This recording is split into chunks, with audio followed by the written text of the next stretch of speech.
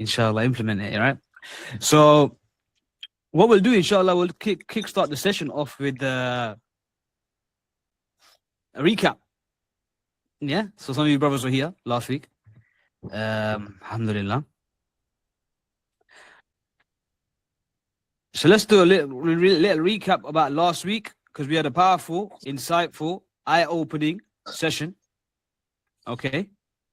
So who can tell me what we went over last week in terms of the traits of the 7 traits of an appointment setter? Or was it 7? I think it was 7, yeah. Let's start with Ayub then, go on. Okay, so I don't know if I'll be able to name all 7 off the top of my head. No, I don't want you to name all 7. You gotta take everyone's. I need to test everyone else's brains. Okay then, okay. Yeah. So here's one thing I remember that differentiates an elite setter from just the average setter. And one thing was shiny object syndrome. So no, this was shiny object syndrome was to do with why people fail in programs. All right. Yeah. So what was the? How would they see it? One of the things was emotional intelligence, and I believe that one was stressed quite a lot. Emotional intelligence. Ewa. Absolutely. It was very, very important to establish emotional intelligence. Now, what's the follow-up? A question that it's going to be posed now is, what's emotional intelligence, people? What is emotional intelligence? Ikhwa? Who can tell me? Right? Remember what we said about last week? We said about last week, which is don't be the person who, simply just coming and consuming knowledge and not taking it away. So, sorry, not implementing it. Of course, it's going to be the case when you actually land a role. Don't get me wrong. But, yeah, who can tell me? Who's got the hand up? Yeah, I do. So one thing that I remember about emotional intelligence is a lot of setters, they just kind of read off a script and try to think, what's the next question? But what you have to do is you have to match the energy and read how are they actually feeling as opposed to what they're kind of maybe not telling you. Okay, yeah. You're close. How would they see it? I believe the question is what emotional intelligence is, right? Right, yeah. What's emotional intelligence? It's to be able to almost understand their POV, in terms of in their tonality and the pauses and stuff like this. It's deeper than just what they're saying, but it's more about how they're saying it. And if you have emotional intelligence, it means you can register that and you can use it. Ewa, exactly, spot on, lovely.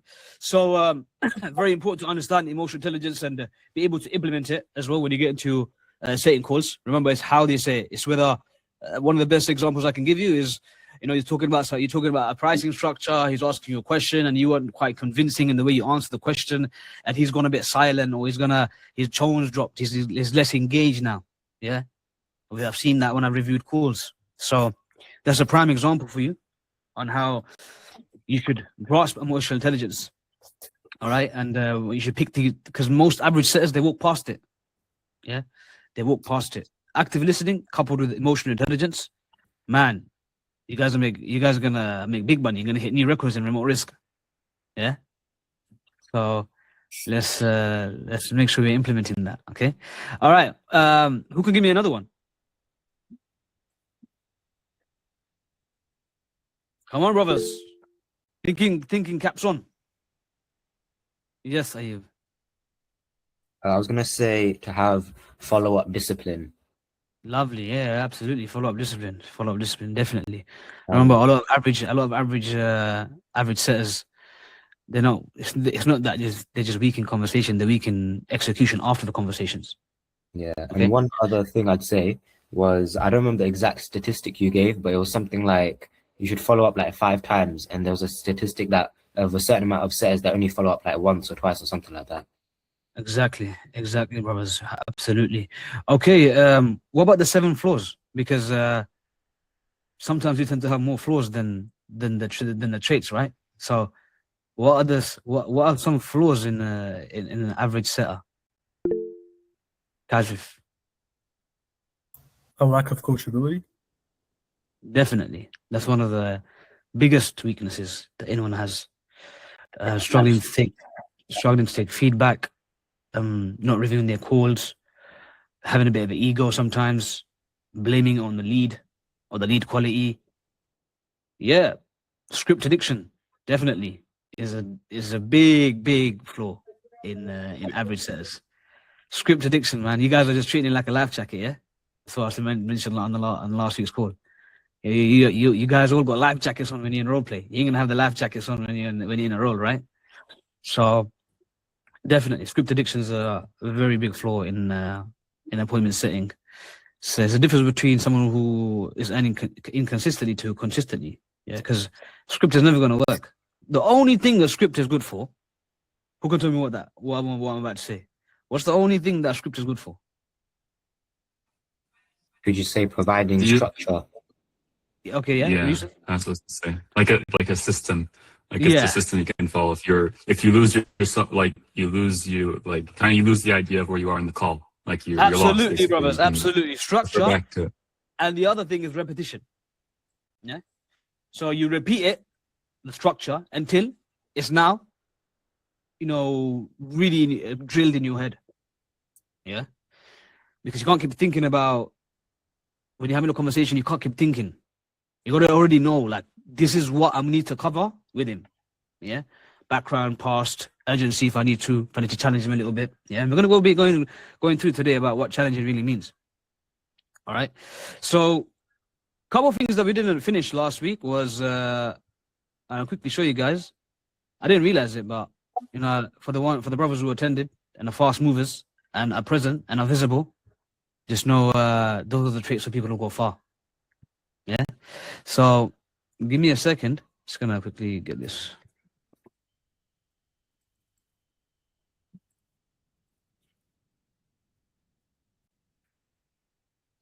So I'm gonna share my screen and we're gonna go through. Can I go through it?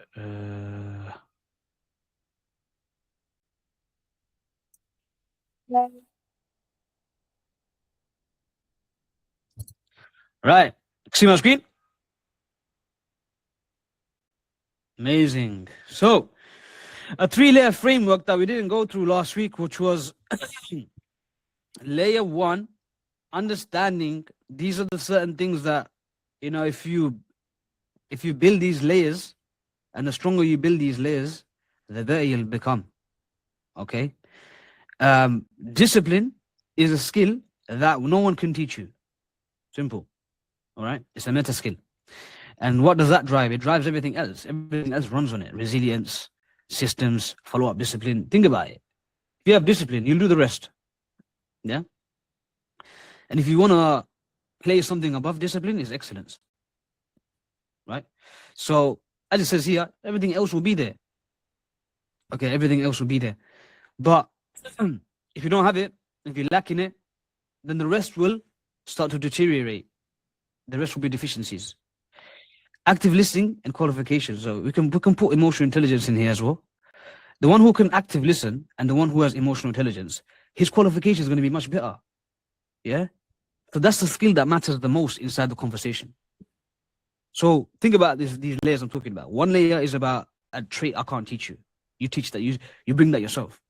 As my sheikh always used to tell me, and you guys will agree with me, and I think some of you heard me say it before, which is, you might have bad manners, or you might be the biggest scum in the world, right? Literally. But you can transform.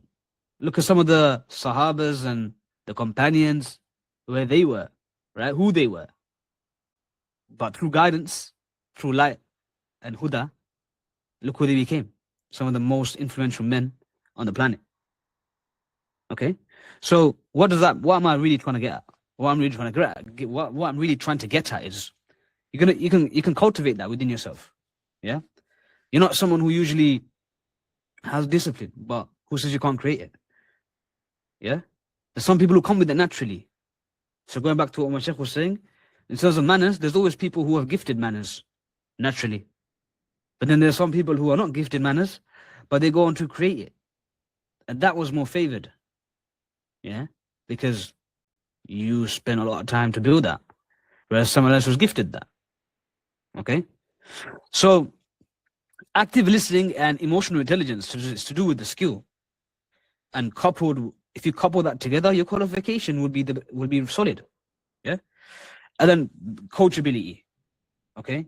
This is like outside, externally. Being someone who reviews himself regularly. And it's the reason why the time frame between someone leveling up to 5K a month or 4K a month compared to the one who's at 1-2K a month or very inconsistent, man, it's to do with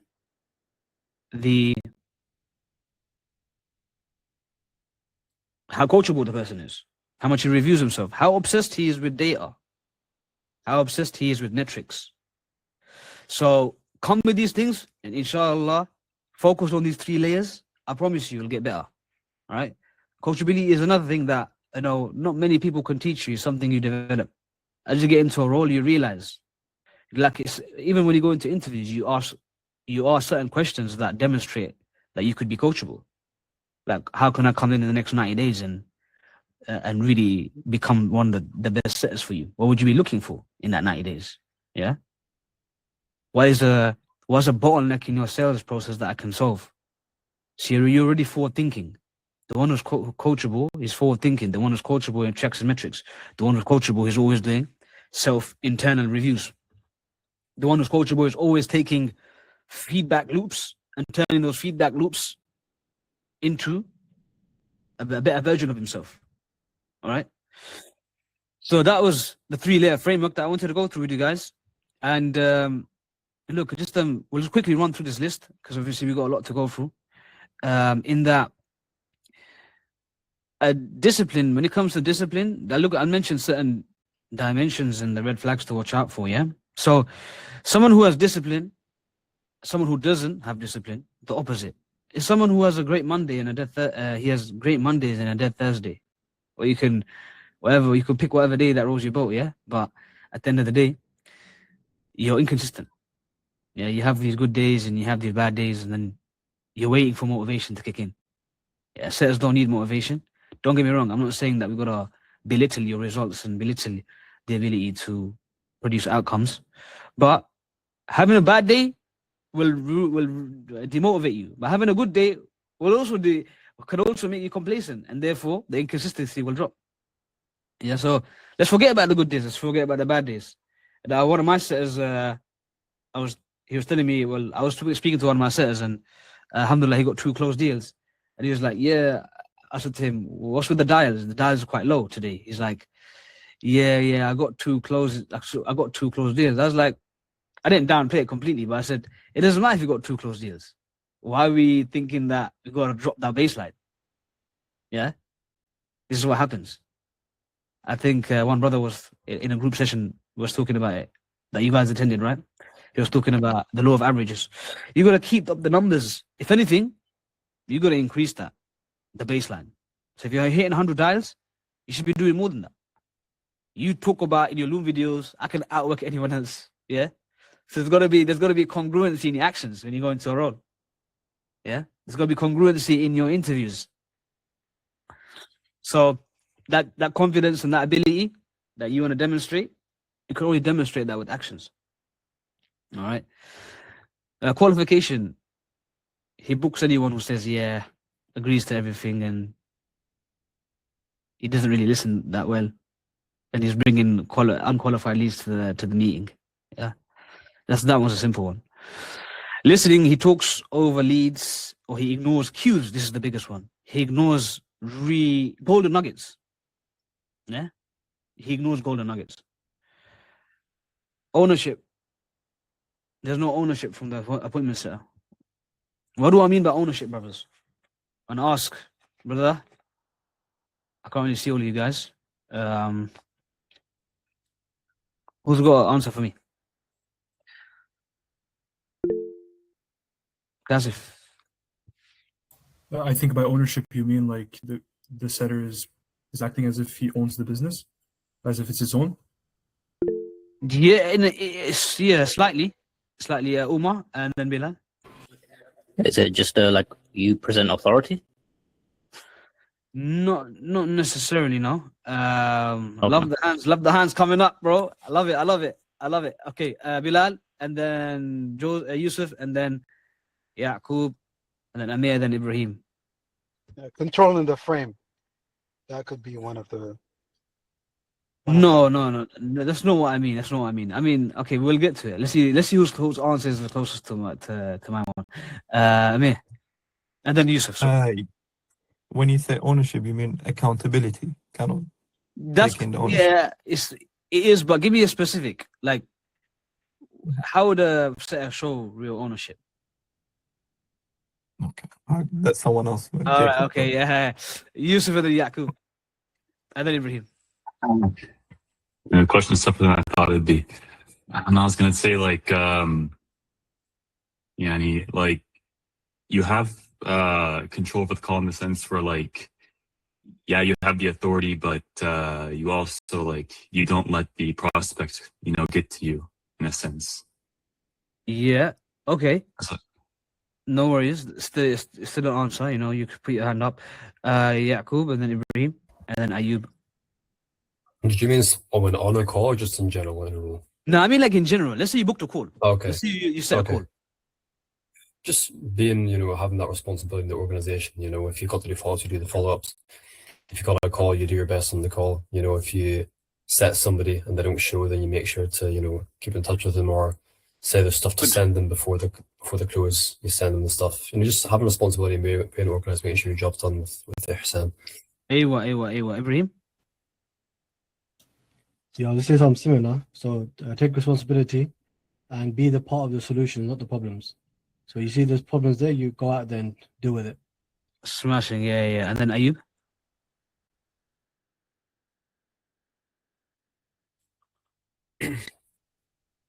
Ayub, can you hear us? Yeah, sorry. Assalamu alaikum. I was going to say, after you've finished with the call and handed over to the closer, that's it. It's like you're done with them when you should be following up and taking responsibility over them. Yeah, definitely, yeah. Okay, cool. So alhamdulillah, Yaqub's answer, Ibrahim and Ayub is very, very important. So I'll show you what the red flag really is, right? The red flag is, I don't know, my screen is really annoying me, but I need some patience. Right.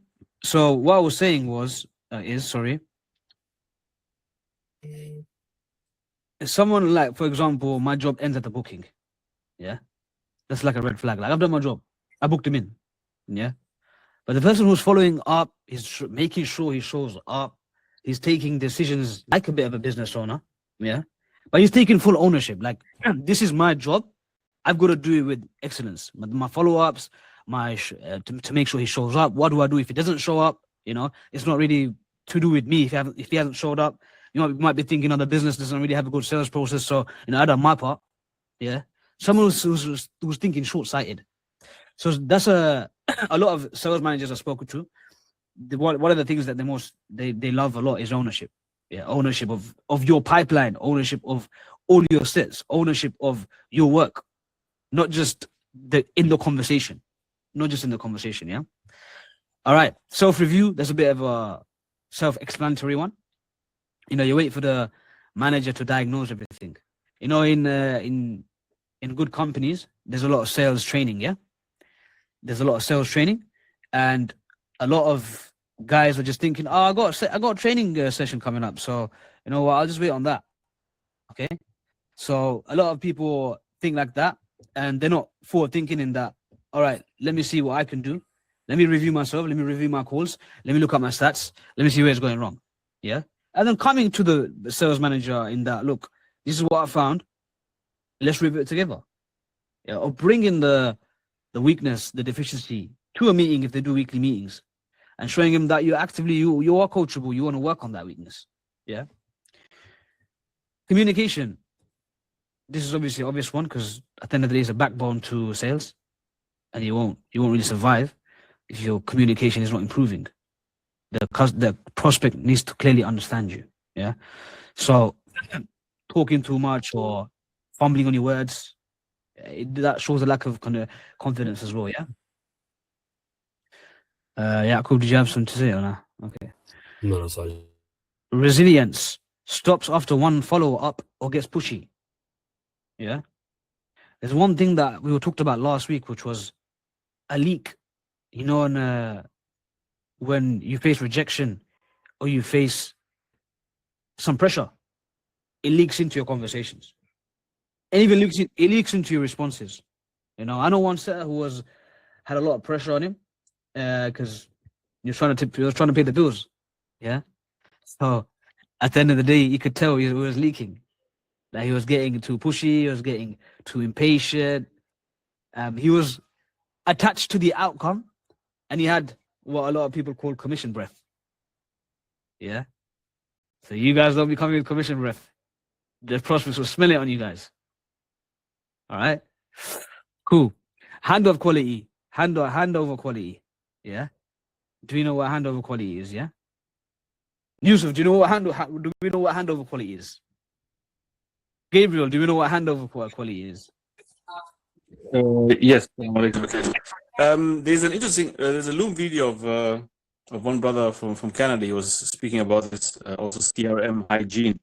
How you basically take all the notes and really all the pieces of information verbatim that the prospect gives you, and you communicate this to the closers. Also, words or descriptions that that show identity, what identity what picture the prospect has of himself, where he actually wants to go, so that you hand all this important information over to the closer, and based upon that, he'll then be able to actually do his job. Inshallah. Exactly. What do we call closers? What do we call them? We call them cashiers, right? I don't know. Cash collectors. No, but basically, cash collectors, man. Yeah, cash collectors. Yeah, but on the one hand, the cash collector, but on the other hand, he also has to sort of create an identity shift with the. Absolutely. Yeah, no. Don't get me wrong, man. They do. Yeah. Closing was all about future pacing and identity shifts. So it requires, as you've seen my training module around becoming a closer, there's a big skill gap. Yeah, there's a massive skill gap. So those of you who are aspiring to be a closers, just hold your horses. Yeah, you need to become a good appointment setters first, then transition to closing, because first and foremost, you got to know how to handle objections. If you can't do that, then you're gonna suck at the job, man. Yeah, you're gonna make a lot of money, and you're gonna do the opposite of closing. You're not gonna close, because high pressure conversations are difficult to hold. I'll tell you that because I closed my own deals, and all you guys have been on closing calls with me, right? Except for a couple of you brothers. Lovely. All right, let's go into the main agenda of the session that I prepared for you guys. And today we're going to be speaking about essentially challenging the prospect. Now, if you haven't gathered by now, and I'm sure you have, I hope you have, in that the way I teach you guys, everyone's got a different teaching style, okay? Some people are a little bit shallow in the way they do it. Some people they teach you efficiently. But I kind of dissect it for you in that, look, if I teach you how to do a deep discovery, and it's not always going to be a deep discovery, because if you've paid attention to the role play scripts that I've given you and the information guide on that role play script, I talk about how you'll have to adapt. The script that you use for a paid ad, do you think that same script is going to work that as effectively for someone who's organic content? Thumbs up or thumbs down?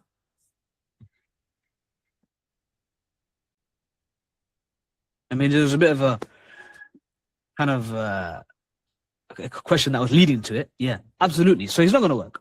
So if I teach you how to do a deep discovery, then you'll be able to adapt. You'll be able to adapt if you go to a different offer where they require a bit more efficient conversation. But at least you've learned everything there is to qualify that prospect. So when I talk about challenging the prospect, it's about, first and foremost, it all links back to obviously actively listening.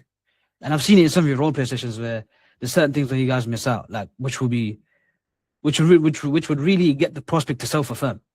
All right. So remember what we spoke about. One of the biggest weaknesses. Sorry, 1 second. One of the biggest weaknesses, ikhwa, is what?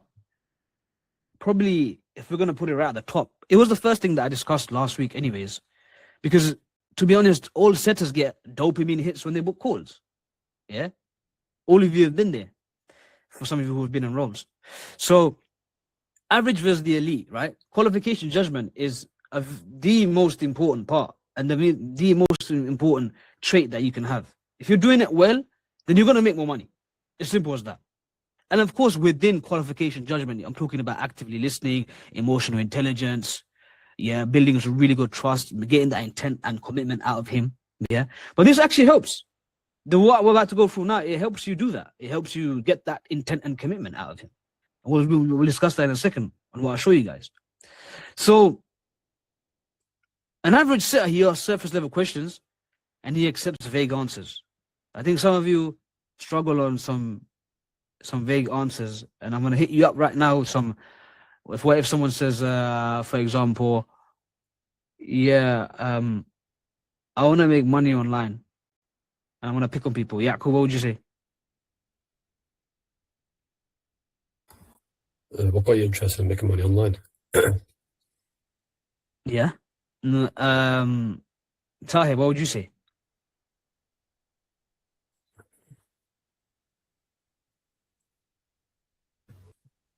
Sorry, just give me a second. So it's about making money online. Yeah, it's just I want to make money online. When you asked him, what did you fill the form? So like similar as well, what does money online, what does that do for you? Okay. What's the better question where we can go straight into the meat of the conversation and just explain to him that, look, you didn't just book the call because you want to make money online. What's a really good question we can ask him? Ayub. Man. What in your life has led you to wanting to make money online? Yeah, okay. That is a good question, but it needs to be a bit more specific. So the first part, you need to change it, tweak it. Yusuf. Yeah, I was going to just say simple why, but connect what he said to it. Yeah, I mean, you could go simple. You could go simple. Don't get me wrong. Some of the questions you guys are asking, like, they're not really bad questions. They're not at all. You know, you're still breaking down a vague answer. Okay, so remember that. Amir. Would you say why now? Now, why now? It's a bit too early. Yeah, Oh, we okay. haven't. There's no urgency yet because we haven't built up the urgency. We don't know what it I is. see. Okay. So what I would say is, okay, what about your current situation is driving you to make money online? Yeah, that's like straight into the meat of the conversation, and that's already bridging it to the pain. Okay, so remember the elite says they challenge the prospect with a strategic question per stage. I mean, you don't need to do it across all the stages, but it just depends on what the prospect is telling you. And what you're really doing is you're testing if that pain is real by getting commitment out of him, by getting intent out of him, by getting self-affirmation out of him when it's needed. And that comes back to active listening again. And you're probably going to get sick of me saying active listening. Okay? But very, very important. We need to drill it into our heads that it's a key skill that separates the elite from the average to the elite setters out there, yeah? So your job is not just to be liked. Your job is to protect the closest calendar. And if we're challenging the prospect and we're getting self-affirmation out of him, then we're getting closer to making sure that, okay, this prospect is the right fit. Of course, there's other pillars that you need to be hitting. I'm talking about, don't get confused and have a misconception around, okay, is Akib teaching me a different pillar now? That's not what I'm doing. The pillars remain the same. Yeah, meaning you got the pain, you got the goal, you got the background, you got the past, you got the logistics. Yeah. I'm teaching you within these little pillars that you're qualifying a prospect on. You might need to challenge them a little bit. And I'll show you some examples to drive the point home. Right. So how do we challenge the prospect? Let's ask a few questions. How would we challenge a prospect? Ibrahim. Is that for the same question where you said want to make money online? No. I'm saying like in general. We could pick out an example if you want and say, yeah, this is one thing that I would ask in my conversation. So just ask questions to get them to sell themselves, basically. So if it's, for example, the guy saying, yeah, I can get that kind of money, to say to him, okay, are you willing to invest it as well? Like, clarify with him, like, are you willing to invest it? Because he might say, yeah, I got the money, but he's actually got it to invest. He might have ideas otherwise. Or if the guy says, you want to make money online, you say to him, like, how important is that to you? If you've been working a comfortable job for the last 5 years, why is it that you think you're going to do good in this new industry? So, Yeah, I like that. I like that. Very good, very good, very good. Yeah, good, good, good. Yusuf and yeah, cool. And tying back to like the making money online question, for example, it'd be like a lot of people want to make money online. Amazing. So what's your specific reason? Very good, very good. Because we all want to make money online. Right? That's why you're all here, right? we all want to make money online, but we all got different reasons to why we want to make money online. Bilal, Amir, Yaqub, Umar, all got different reasons. Right? Remember, when it comes to goals, it's personalized goals. The goal is personalized to you.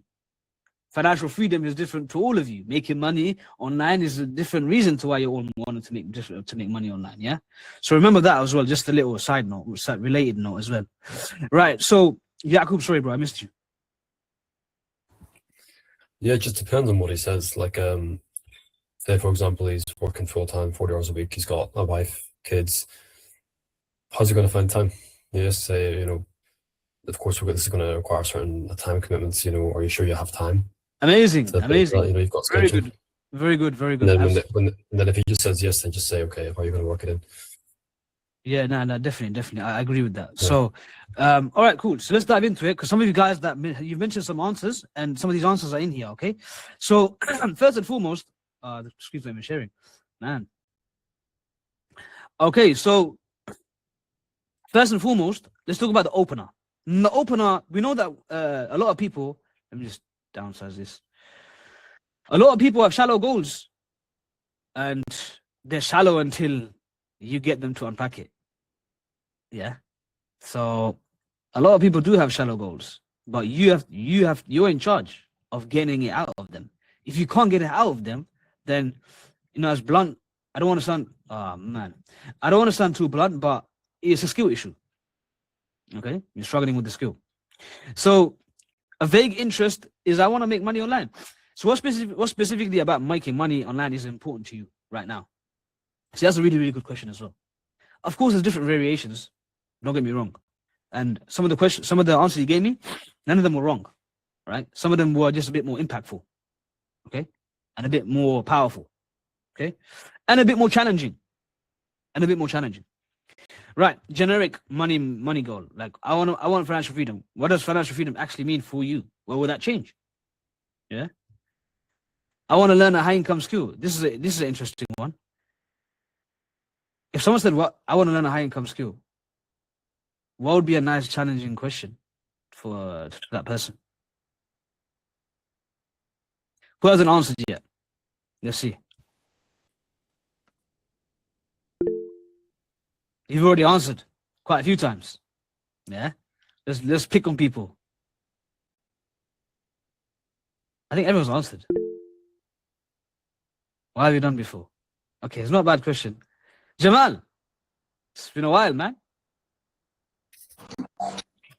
Assalamualaikum. Hi, wa alaikum salam.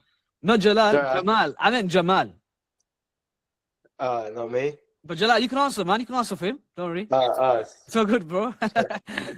So what would you say, bro? What would you say if someone said, "Yeah, I want to make I want a high income skill." I mean, it's a little bit. You're quite early in the training, so you probably won't know. But give me an answer. Why not? So the question is, why do you want? No, what he said to you. He said to you on the phone. Yeah. He said, "I want to learn a high income skill." Yeah. What would you say? I was asking, what would that high income skill benefit you? All right, it's not bad for someone who's joined just a couple one and a half weeks ago, and I'm about it. Yeah, very good, very good. Jamal, not Jalal, Jamal this time. Yeah. Jamal, are you with us? Hello, Jamal. Sorry, I'm going to come back to you now. Yaqub, Is this like at the start of the conversation? Like, are you just Yeah, looking yeah, yeah. to... So you asked him like, it's during the opener. So what did you fill out the form? I want Okay. a high income skill. Oh, so this isn't like a time for challenging, it's just for getting to know him or getting to know his pain or... Yeah, yeah. It's to do with the pain. It's 100% to do with the pain. Yeah. Okay, well, if you want to challenge him, you could say, you know, of course, time, a high income scale takes time, dedication, commitment, hard work. You know, are you willing to put that in? And then if you just want to be a bit more, you know, easygoing, I guess you could just say, you know, like what would a high income skill look like for you, or what would a high income skill do for you? Yeah. Okay. Cool. So look, Or what there's about your two current ways. situation makes you want to learn a high income skill? Okay. Yeah, that's a good question. Yeah. So look, there's two ways to go about this, right? It's up to you the way, because at the end of the day, I'm gonna teach you, but you're gonna go off and you're gonna create your own style. Yeah. You might add some tweaks to it. Of course, the principles will remain the same. Okay. Now you can do two things here. You can either link it back to the goal, to the pain, or you can break down the vague goal of a high income skill. So it's up to you. You can go either way. So just like Yaqub gave me a couple options, what would a high income skill give you right now? Or what does that even look like for you? Okay. In some cases, you could even get away with what do you mean a high income skill? What does that give you? You can add that onto it, yeah. But the other way you can go about it is, and I'm talking specifically in challenging him. If I show you guys.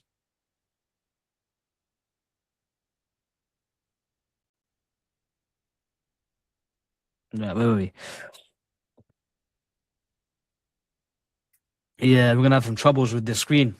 It's not giving me any.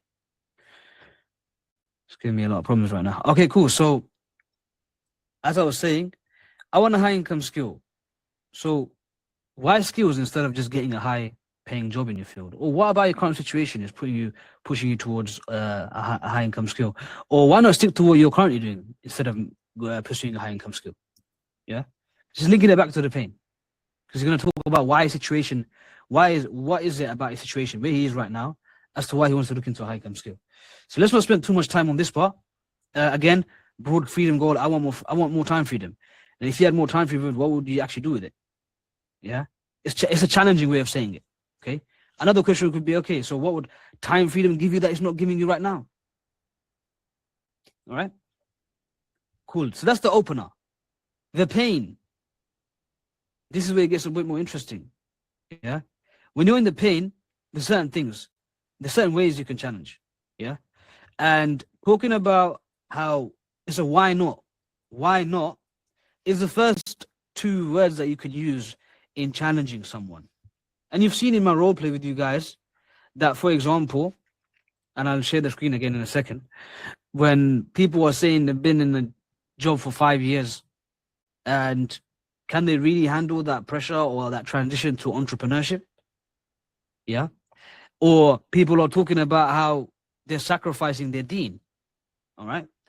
That they're compromising their deen. So have you thought about maybe switching the job? Because do we agree that not every job may sacrifice your deen? Yeah. Alam barik, man. You switch locations pretty good. Yeah, cool.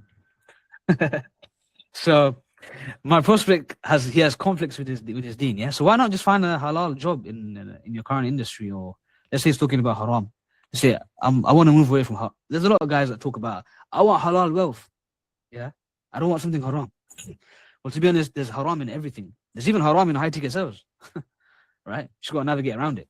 There's haram in everything. There's no avoiding it. So that's one.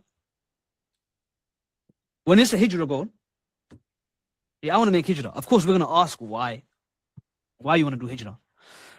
But sometimes a lot of people, they go towards hijrah. Now, it's not about you assuming that, oh, he just needs a remote income, so that's why he wants hijrah. Yeah. Sometimes you got to act a bit dumb and stupid and act retarded as an appointment setter. I mean, we've talked about this before as well. That's a story for a different day. So what's stopping you from saving up and moving with your current income? Or what's stopping you from taking your experience and using your experience when you go to a Muslim country? Yeah. Can we see the common theme here is, why not just do this? Or why not you do that? Yeah. This is what, don't get me wrong, appointment setters, they are focused on the pay, which is the main thing, don't get me wrong. And the normal default things that every other coach will teach them, you know, about seeking a bit of knowledge around his background and logistically qualifying them. A lot of coaches, they just teach you about the mindset qualification, which is obviously to do with the pain, the intent, the seriousness, the commitment, things like that. But never as, it can be very shallow. And some of them, and the other part is the logistics, which is the time. All right. So that's one example, and I'm giving you a few examples to drive the point home as much as possible. There's too much fitna in my workplace. So have you considered switching to a remote role in your field, or a remote role elsewhere? Right, a remote role that can move you away from a fitna environment, as opposed to this entrepreneurial pathway or a business, because a lot of you guys will be setting for a business, and running a business is a lot more tougher than learning a high income skill, like appointment saying. Who agrees with that? Do you agree with me that running a business is harder than appointment saying? And who doesn't agree with me? Okay, no one does. Good. You don't agree with me, Ayub, yeah? All right. Why do you agree with me? I want to share your thoughts with me. No, I was actually just joking, but Okay. yeah. Yeah, so appointment business is very tough.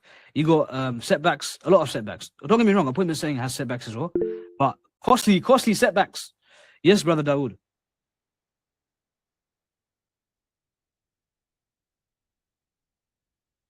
Yes, brother Dawood. You had your hand up. Where are you anyways? I can't see you. We need the camera on, Akhi. Rules of the group session. All right. You need to get used to turning the camera on, because you're gonna have to do it across every step of your journey in remote sales. Loom videos to interviews to training sessions, except for when you're on a phone setting call. That's the only time you can hide the face. All right, I'll leave you. I'll come back to you, inshallah. If you had anything, just drop it in the chat. So, the other thing was, a lot of people talk about how, you know, they make a lot of money or they make good money and they're not too fussed by it. You know, they're not too worried about the money. Of course, depending on how the conversation is going, he might have mentioned to you already, like, it's not about money. It's about, I want this. Yeah. But if he's not mentioning too much about what it really is, you can mention if it pays well, why not just stay and build something? But why not just stay and you know, be content with that job that's paying you? Yeah. So these are some of the examples that I wanted to drive home. Now, don't get confused in that you're not challenging him consistently across the entire conversation. These are examples that I'm giving you depending upon the context of the conversation and what the prospect really is saying. But the most popular ones are, you've been doing this for a very long time. What makes you so sure you're ready for a change now? Why not switch to a different job? Especially, you've got to, it really goes back to active listening. Now, if someone's talking about, for example, the fitna in my work environment, I want halal income, or I want a place where I can really pray, yeah, then is the simple solution to that would be to look for a different job. Am I not right? As opposed to going and investing in yourself and then learning a brand new skill that you've never done, and you're going to be so frightened to death by it. Yeah, we all love comfortability. Yeah, we don't want changes. It's easier to sit back where we are than to make a leap. That's why intent decays very fast after you've had a conversation with a prospect. 1 month later, you come back to him. You haven't had any conversation or touch point since then, and then you come back to him and he says, "Well, I'm not interested anymore." Yeah, could be for a number of different reasons, but the main point I'm trying to make is the intent will diminish very fast. Okay, so that's the pain. Now, the background and the past is where it's really, really done nicely. Okay, so if you're talking about the background, when you're talking about the background, you're understanding what industry and niche he's in. Yeah, what industry and niche he's in. So if he's in a different industry, going from a different industry to something completely different. For example, he's doing software engineering. So he has now applied for a sales program. He's doing like manual labor, and now he's going on to just communication skills, all about your soft skills, yeah? So that's going to be a big jump. So do you think that And remember, have in the back of your head right now the qualification judgment. Why we're doing this in the first place, to challenge the prospect. So you can self-affirm, so you have that more confidence that this is someone that A, will turn up, and B, will likely invest. Should everything go, should the program match and align with him, yeah? So that's a typical example. Now, people who've been at a job for a very long time, what do they usually have? Yaqub. They're comfortable. They have a fear of change. Fear of change, yeah. Fear of the unknown, okay? So they usually have fear of the unknown. And of course, don't get me wrong, like the closer's job is to do more of that, to make sure that he can move away from being that person who has a fear of the unknown, to be able to be someone who is now ready to become the version of himself that has been painting that picture on both the calls with you and the closer. Yeah, it's the closer's job to do that. But it's curious. You can ask, you know, you've been in it for 10 years. It's a big change. you feel like you'd actually be ready for a change like that? And we don't need to go a layer deeper, because I'm going to go through at the end. We don't want to be stepping on the closer's toes. So remember that asking a few challenging questions across your conversation is sufficient enough.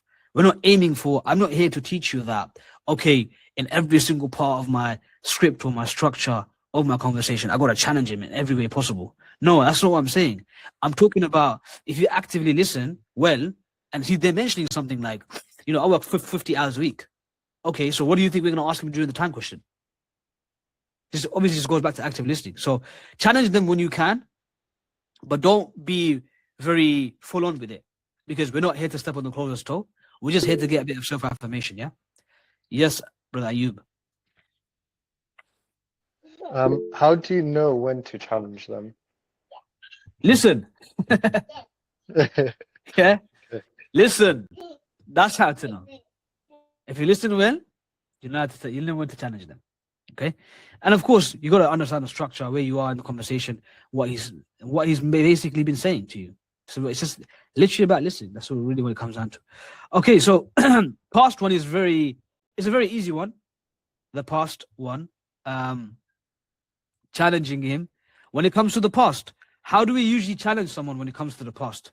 This is where you could really actually do a bit of challenging, as well as the background itself, yeah? Obviously, what I'm talking about with the pain is just breaking down vague answers. So you could break that down if you want to just go a layer into the goal, or you can connect it with the pain. What's driving them? What pain is driving that change, yeah? But when it comes to the background and the past, that's the easiest place to just ask a quick challenging question, like the one I just mentioned about before, which is, you know, why don't you just get a different job then? And then what are they going to say to you? I don't want a different job, for example, because I'm going to be hit with the same conditions, or it's inevitable that I'm going to end up in these conditions. Okay, so you see in the past, Brother Umar, how would you challenge someone? Let's say you've asked those questions, certain questions about, okay, so how long have you been feeling this way of, wanting financial freedom? And he said to you, 2 years. No, 3 years. I would probably ask, And have he you done hasn't anything? Yeah, no, sorry, my bad. And he said he hasn't done anything about it. I see. But I wouldn't just ask, why haven't you done anything? Because that sounds kind of aggressive, No, I right? mean, like, no. That's just a bit of a limiting belief, yeah. If you're uncomfortable asking questions, then they're going to be uncomfortable answering them. Yeah. Yeah. So you can't be uncomfortable asking questions, because what you're here to do, you're here to qualify them, right? Yeah. So if you listen, this is just a side note, yeah. If you feel uncomfortable asking questions, then that's an internal issue. Like within you. You feel comfortable, you feel uncomfortable asking financial questions. It's too personal. Well, how am I going to get the job done if it's too personal? How am I going to help this guy? Yeah. True. How am I really doing my job if I'm uncomfortable asking these questions? These are just questions you got to ask. You just got to go. You got to remove the internal block. Okay. Right, Bilal and then Yaqub. Yeah. Apart from what Omar said, I think you can ask them what changed that made you, what changed in your life, or what happened in your life that made you think that this is the time to make the change since it's been 2 years? Amazing, amazing, amazing. Spot on. That's the perfect answer. Yeah. It's about urgency. Okay, so yeah, what were we gonna say? Were you gonna say the same thing? Yeah, just what's changed? Like, what's changed now? If you haven't been able to do anything in the past few years, like, why is it now different? Yeah, exactly. So it's all about why now. Like, it just points back to what changed today as opposed to the last 3 years. Because now you really have intent to solve it, but why haven't you done anything for the last 3 years? Okay, that's where it really comes back down to. And what about when someone says, I've taught you guys this before as well. If someone's talking about he's tried XYZ and it hasn't quite worked out, what do we do then?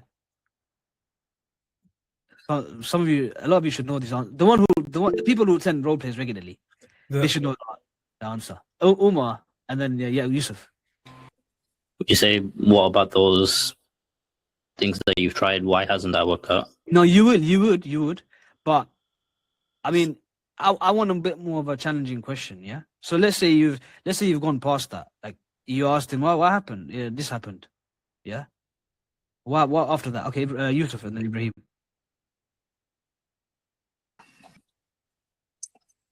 I would empathize first a little bit. 100%. Yeah, definitely. Yeah, and then I'd just move to why hasn't it worked out for you? Okay. Or what hasn't? What specifically was it? About it. Just go into more specifics. All right, no worries. That's good. That's good. You definitely need to see clarity as to why it didn't work out. Okay, Ibrahim. So to clarify, he said it hasn't worked out. Asked why, he explained why already. Yeah. Yeah, he explained why already. Yeah. Okay. So I'll say, okay, Master Sparkler, you're still here trying. Why is it? Why are you still trying? Yeah, definitely. Why not give up? Yeah. Because a lot of people when they have these issues, when they have bad experiences, man, they go down a different direction. So that's the best thing you can do. Like, because it gets self-affirmation, it gets commitment out of him, right? That's what you're here to do. You're here to drive and extract commitment out of him. Okay, no, I want to keep doing it because I want to keep trying, because at the end of the day, I'm not happy with my life. That's what he's saying in essence. Okay. So that's the best answer. And that's exactly what we're gonna discuss in the past. So that's the easiest way to do it there, yeah? The logistics is very easy. Financial qualification, look, you gotta remove the discomfort of asking financial questions, and you gotta learn how to control the frame and how to handle certain objections, like what's the price, or someone who's fighting with you and battling it out with you for the price. Yeah, you gotta learn how to deal with that. And in my training assets, I show you exactly how to deal with it. Even for some people who become very, very pushy. But when it comes to the time, it's very easy. Like you've had to have listened in the conversation to be able to contextualize this question in the right way, because the average set will ask, okay, yeah, so you need to put in 12 to 20 hours a week. Can you do that? Yeah.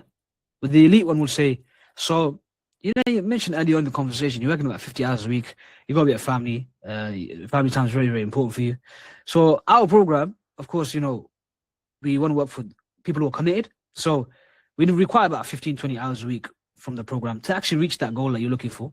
You can mention the income goal if you want. But can you really actually put those hours in, with all that on your plate? And here you're going to add some tonality to it. Yeah. Like I'm challenging him, but I'm also very curious about whether you can do it. And asking these challenging questions, you got to add tone to it as well. Yeah. You got to add tone to it. See, the 4 C's in tonality are challenging, curiosity, confusion, confused, and concerned. Yeah. So note that down, brothers. These are the 4 types of ways you control tonality: a concerned tone, a curious tone, a challenging tone, and a confused tone. Okay. So remember that. So that's in terms of the entire. This is where you can throw in these challenging questions. Yeah. As for the finance, there's nothing really to challenge someone on. Let's say he says something like, I don't know, he has no savings right now. So right now, if you don't really have any savings, of course, we want to make sure we can actually help you. How are you actually planning to invest in yourself? That's where you could throw in something, a bit of a challenging question, you know?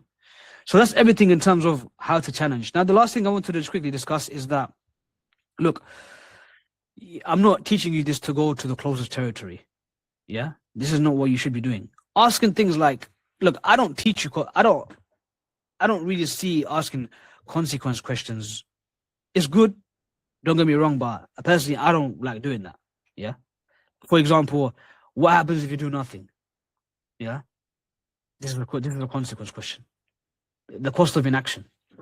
Now, don't get me wrong. If you guys are working on an offer, you're working on an ICP, you're finding these leads are not as serious, or you're working with colder leads, that's fine.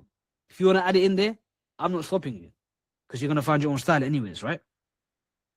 But a closer territory, to understand a closer territory, is that he's the one who usually asks consequence questions because he's future-proofing the solution, okay? And the cost of inaction questions, the stacking multiple challenging questions on the same pain point. That's his job, not your job.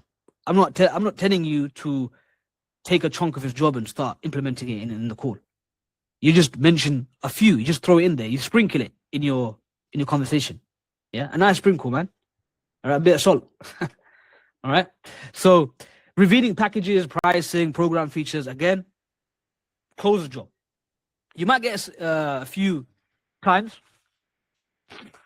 where you need to talk about the program and maybe just give an outcome-driven statement, like, you know, we help you make money online through a halal income skill called appointment setting. We'll coach you, we'll train you, and we'll set you on your way to landing your first 1 to 5K paying role. You know, nice, simple. We're not trying to go into program. If someone asked, okay, what's IMA? Yeah, well, yeah, that's a good question. So IMA is more or less, you know, a program where we help you make money online through affiliate marketing, where we connect the brand and the influencer, and you pocket the difference. Yeah, nice, simple. Don't need to go on a waffle, because it's gonna take your conversation off track. So, sending the program or answering, what do I get in the program? Yeah, that's now you're gonna start discussing benefits, features, all that type of stuff. Handling in the objections, like the proper objections. The normal objections, like, for example, like one student, I was on a role play with me the other day, and he was asking me how if someone's disqualified because he doesn't have enough finances, or he felt like he's not too far off the finances, should we not mention something like, you know, can you not be a bit resourceful to make it work? Like, that's not a setter's job. You shouldn't really be doing that. The other way you can deal with that is, for example, this is just a side note for you guys to take some value away. In that, let's say, for example, the package costs 1.5K to 3.5K. The minimum investment is 1.5. He has 1K to invest. Yeah. Now he's not far off. There's two things you can do here. When you disqualify him, you can explain to him that, okay, perhaps right now it isn't aligned, but look, I'll be honest that you're not too far away from the minimum investment. So the minimum investment is usually 1.5. So in terms of your budget, is there any wiggle room with that? Or are you saying right now you just got strict 1K to invest? Yeah. Or you can take another route, which is, look, I'm willing to do this for you, and I think this is the better option, yeah?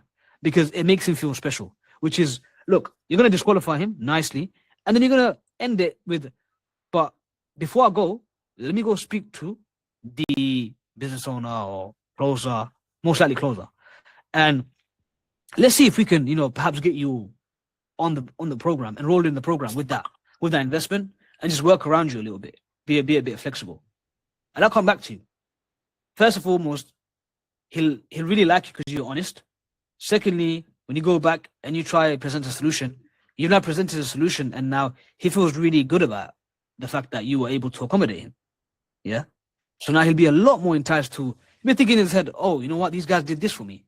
So, you know, why am I going to miss out on this potential offer where they're shaving off £500 for me to get started with a flexible payment plan? Who put your hands up if you like that one over the first one? Thumbs up.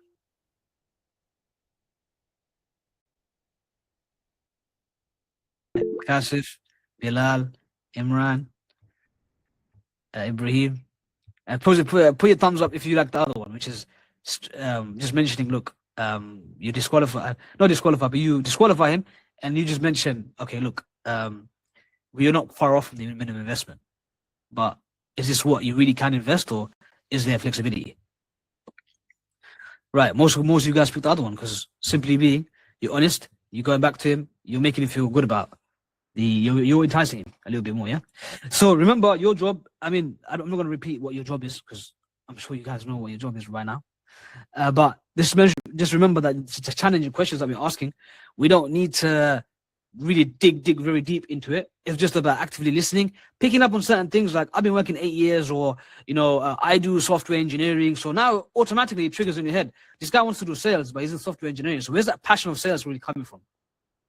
Yeah. Or if you're working for a content agency that helps people scale their content, this guy's got nothing to do with content. Probably doesn't even have his Instagram account. Yeah. And he wants to get into content. So you can see there's a big gap. Sometimes there's a bit of it's ajib. It's ajib, yeah? It's a bit ajib. So, subhanAllah. Right, so, alhamdulillah, I think that's everything. And I really leave you with one thing, remember, yeah? Is that if the prospect rejects the easy alternative, it's a red flag. Because I was on a call one day, and you know what? Subhanallah, I was having a conversation with a guy who he's actually applying to IT jobs. When I was speaking to him, he was saying he's applying to IT jobs. And he filled in my form to look at remote risk. So I said to him, wouldn't you want to continue in your IT industry? I mean, it's more of what you know, right? And then, subhanAllah, he was actually thinking about it and said, you know what? Like, you make a good point. To be honest, if I'm actually applying to all these jobs and I'm sticking to IT, I'll probably actually exhaust that option first before even looking at your program. So I kind of stopped someone who would have been he may not even showed up. Yeah, because he's actively already looking for IT jobs. He wants to get back into the IT field, but he still wants to consider sales. So that was a prime example of showing you that if they reject it, like the way you're challenging them, and they actually give you the answer of, you know what? Yeah, to be honest, I could stick to it. It just shows that this situation is not painful enough. Wanting to leave that place isn't painful enough. So will you actually want to invest in order to actually pivot away from that? Yeah. Again, emotional intelligence and active listening. Yes, Gabriel. It also goes in line with what Brother Imran mentioned, that many prospects are. I wasn't really aware of this until I really gave some thought that there are quite some prospects who don't have clarity on their own goals. Halas. They need. I will tell you this. They need some. I don't mean it in a condescending way, but they really need some therapeutic intervention, so to speak, just for them to actually get clarity. Therapeutic intervention. I like that. I'm gonna steal that one. Just inshallah, just to bounce it back off. Sometimes it's good to have people to bounce back thoughts off, so that you really get some clarity on where you want to go. Because like the brotherhood that you have created, Al Mubarak, many brothers are very clear that whether now in a month's time or in 12 months' time, they want to perform hijrah, for example. So it's not something that is vague. It's something that is going to be a driver today, tomorrow, and even a year down the line, whatever the case may be. But many prospects might fill in a form just off a whims and fancies, but not clear-cut crystal goals. No, you're totally right. And I always say to the brothers, look, well, I'll give you something to make sure you guys are taking it away with you, right? If you're asking good questions in a setting call, and you find that this brother's just not like, he doesn't have any goals. He doesn't really have any goals. You can't really get it out of him. Yeah, it's not your job to create the goals. So he should be a DQ, because someone who doesn't have a goal and someone who doesn't have a pain driving that goal, usually it's the pain that's driving the goal, anyways. Yeah. But if he doesn't have a goal and he's just talking about, he wants to leave the 9 to 5. All right, why do you want to leave the 9 to 5? Yeah, I want a side income, but what's the side income going to give me? Well, you know what? I just need a bit more stability, etc. He doesn't have any strong goals. Yeah. You should disqualify that person because it's not your job to come up with his goals. But at the same time, if you ask good quality questions, sometimes you can start painting the picture of his life and where he wants to be heading than him. Yeah? Than him. So very important. So I'm just getting a call.